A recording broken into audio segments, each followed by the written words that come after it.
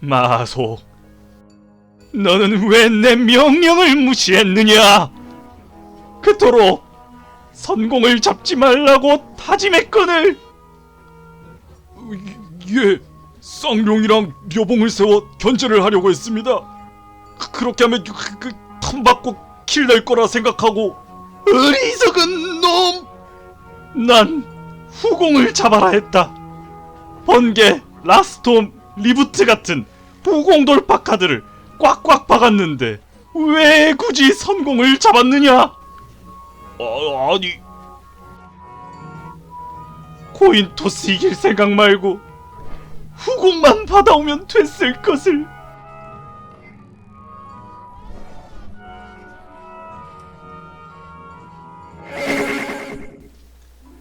반갑습니다. 카프리입니다. 10월 마스터 듀얼 금제가 적용되면서 번개, 판크라톱스, 레드리부트 등 후공 돌파 카드의 제재가 완화되었습니다.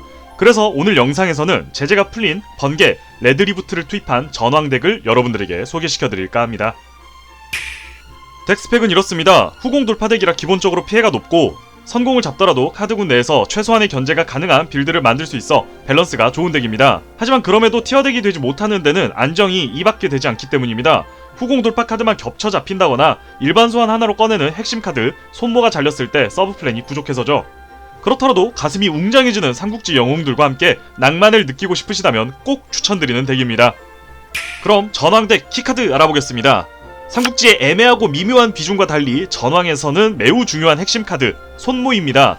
페나필드에서 카드 한 장을 코스트로 전황 몬스터를 서치할 수 있는데 이 카드와 삼고예형을 함께 사용해 서치와 전개 두 마리 토끼를 잡을 수 있습니다. 또한 자신 이외에 전황 몬스터 효과가 발동했을 때 상대 몬스터를 바운스 시킬 수 있는 효과도 유능합니다. 제거 효과로 사용해도 좋고 상대에게 파괴수를 넘기고 그 파괴수를 패로 되돌려 재활용하는 등 정말 중요한 카드입니다.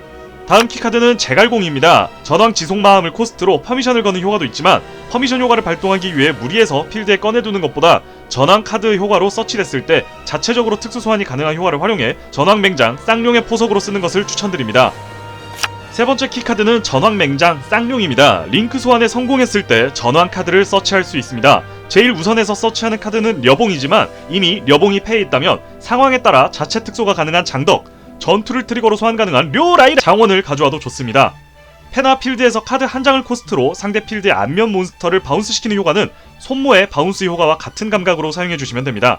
추가로 전황 몬스터의 타점을 500점 올리는 강화 효과도 있는데 500점 이거 별거 아닌 것 같아도 전황의 돌파력을 올려주는데 심플하고 효과적인 버프입니다. 이렇게 모든 효과가 버릴 것 없이 매우 빼어난 카드에다가 수어지교로 묶인 소열 황제님과 상부 어르신이 함께 원샷을 받는 일러스트까지 촉바로써 정말 가슴이 웅장해지고 뭉클해지는 카드입니다. 우리의 에비셋, 성셋 가진 종놈 려봉입니다. 널널한 특수소환 조건과 높은 타점으로 전황덱에 부족한 화력을 메꿔주고 서로의 메인 페이지에 상대 필드에서 타점이 가장 높은 몬스터를 프리체인으로 파괴하는 제거 효과도 강력합니다. 다만 이 효과를 발동한 턴에는 다른 몬스터의 효과를 발동할 수 없어 다른 덱에서 흔히 쓰이는 패트랩이나 범용 몬스터를 전황덱에서 사용하기 어렵습니다. 그래서 덱 구축 자체가 좀 경직되는 면이 있는데 또 범용 몬스터 쓰겠다고 려봉을 빼면은 이게 덱 파워가 좀 애매해져요.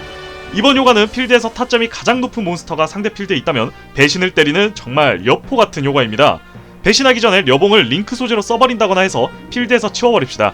마지막 키카드 전황사략 삼고예형입니다. 발동 후 두 번째 자신의 스탠바이 페이지에 묘지로 보내지는 효과는 삼고 처료를 번따 세 번째 턴에 전황 몬스터를 특수 소환할 수 있도록 디자인된 카드입니다. 하지만 요새 듀얼이 굉장히 빨라져서 세 번 찾아가기도 전에 이미 제갈량 초가집이 불탈 수 있으니까 손모나 쌍룡의 코스트로 이 카드를 묘지로 빨리 묻어서 1트 만에 제갈량을 등용하도록 협박합시다.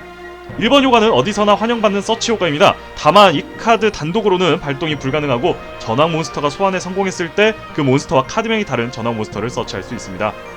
키카드는 이 정도 알아봤고 전황덱의 기본적인 포석 알아보겠습니다. 먼저 전황덱은 후공 돌파가 기본입니다. 그렇기 때문에 상대 전개를 관찰하면서 어떤 곳에 내 후공 돌파 카드를 소모하면서 일대다 교환을 할지 지켜봅니다. 그 후에 번개, 라스톰, 핵잇, 파괴수 등으로 상대 필드를 철거하고 손모의 효과가 막히지 않도록 이상적인 전장을 만들어줍니다.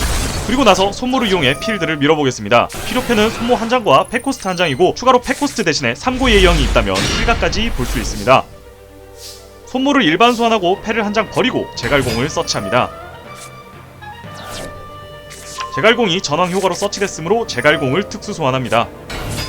손모와 제갈공 2장으로 쌍용을 링크 소환합니다.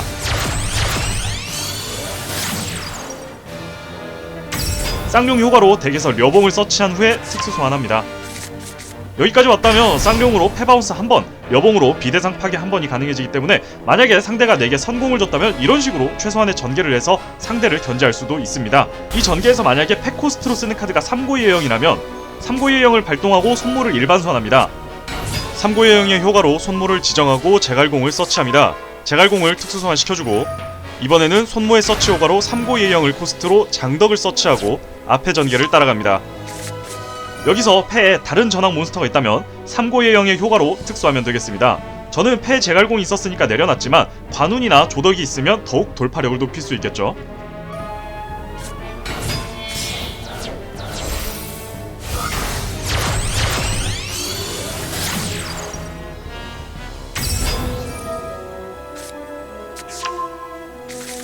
마무리로 장덕을 꺼내면 쌍용, 려봉, 장덕으로 킬을 낼 수 있습니다.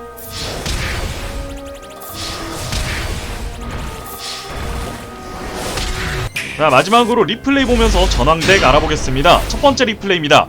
해기수로 상대 포용과 지명자를 자르고 앞에서 보여드렸던 전개대로 움직여 킬을 내봤습니다. 3고 예형으로는 특소가 까다로운 관운을 꺼내고 쌍용을 꺼내서 전황 몬스터 2장을 만든 후에 장덕을 특수 소환해 게임을 끝냈습니다.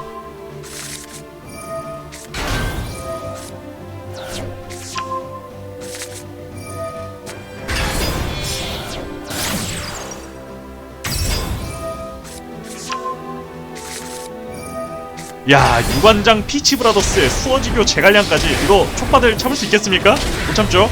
두 번째 리플레이는 DD입니다. DD 몬스터도 생긴 게 사실 제 개인적으로 그놈이 같고 전개도 길고 해서 뭐가 어떻게 돌아가는지 잘 몰라요.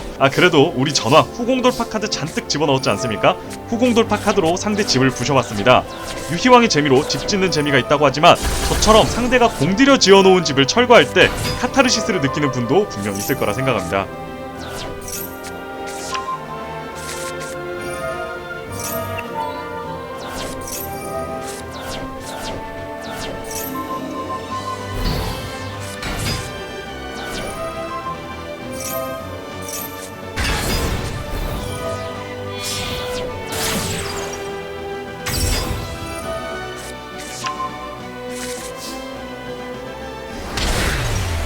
마지막 리플레이는 방지턱입니다. 후공돌파 카드가 많이 풀려서 후공 파워가 올랐다고는 하지만 그래도 아직까지 유희왕을 포함한 턴제 게임에서는 선공을 잡고 먼저 움직이는 쪽이 유리한 게 사실입니다. 스파이럴 같은 극전개 덱을 상대로는 전황의 돌파력이 좀 부족했네요. 아니지, 이거 전황 돌파력이 부족한 게 아니야. 스파이럴 집이 너무 단단한 겁니다.